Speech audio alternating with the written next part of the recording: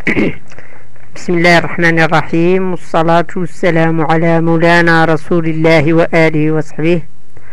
أما بعد، يقول ربنا عز وجل في كتابه الكريم بعد أعوذ بالله من الشيطان الرجيم: يا أيها الناس إنا خلقناكم من ذكر وأنثى وجعلناكم شعوبا وقبائل لتعارفوا إن أكرمكم عند الله أتقاكم إن الله عليم خبير. انطلاقا من هذه الآية المباركة، اخترت الحديث عن موضوع لطالما أحببت الكلام عليه، ألا وهو العلاقات العريقة التي تجمع المملكة المغربية قيادة وشعبا بجمهورية مصر العربية وشعبها الصديق. أتحدث من قناعة في نفسي وليس عبثا أو اغتباطا. أعتبر أن مصر امتدادا للمغرب كدولتين شقيقتين عربيتين إفريقيتين وإسلاميتين. فلنقف قليلا ونتحدث على العلاقات التي تتميز بها مصر والمغرب، وهي مختصرة كالآتي: أولا، العلاقات الدينية الإسلامية.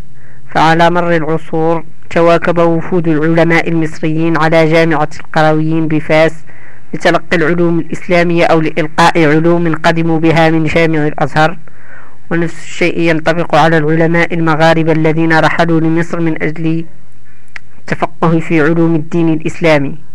ثانيا، علاقات سياسية تتميز بالتفاهم والتنسيق والتشاور السياسي، وأهم حدث في هذا المجال هو إنشاء اللجنة العليا بين البلدين، والتي انعقدت لجانها 6 مرات، وكذا تبادل الزيارات بين الوفود السياسية من كلا البلدين.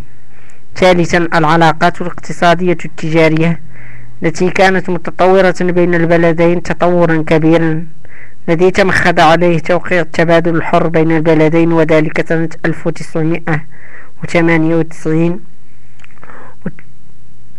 والتحرير الجمركي بين البلدين، علاوة على ارتباط مصر والمغرب في العديد من الاتفاقيات في مجال الكهرباء والبترول والإسكان والتعمير وغيرها. رابعا، العلاقات الإعلامية الثقافية التي تشكل عنصرا مهما وكبيرا، وذلك راجع إلى اهتمام المغاربة بالثقافة المصرية والاحتكاك بها، وكانت اتفاقية 1959 أكبر شاهد ودليل على هذا الارتباط. وكذا خلق أسابيع ثقافية مصرية في المغرب. كما تضمنت العلاقات الإعلامية تطورا كتبادل الفرق التلفزيونية، وكذلك البرامج بين هيئتي الإذاعة والتلفزيون المغربي والمصرية، والعمل على استضافة دورات تربوية في المجالات الإعلامية. إن هذا الكم الكبير من الترابط والانسجام لهو خير دليل على تميز البلدين بعلاقة حميمية. وإلى جانب هذا وذاك نجد علاقات جديدة، ألا وهي علاقات التواصل الاجتماعي. فالمغاربة والمصريين، ومن خلال تجربتي الشخصية واحتكاكي ببعض الأصدقاء المصريين، وجدت أنه بالفعل نتكامل وتربطنا روابط قديمة وجديدة، إنها أواصر الإسلام والإخاء. وهذا ما جعلني أقترح، لا بل أطلب من المسؤولين في كلا البلدين أن تكون هناك وحدة مغربية مصرية من جهة، وضم مصر إلى الاتحاد المغربي العربي بحكم موقعها الجغرافي الإفريقي المجاور للبلدان المغاربية من جهة أخرى.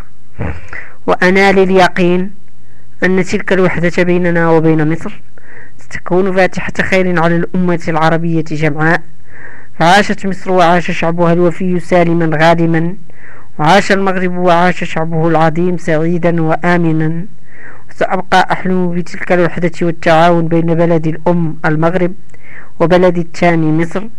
واختم القول بقول العزيز المنان في كتابه المختار: وتعاونوا على البر والتقوى ولا تعاونوا على الإثم والعدوان. صدق الله العظيم. السلام عليكم ورحمة من الله تعالى وبركاته.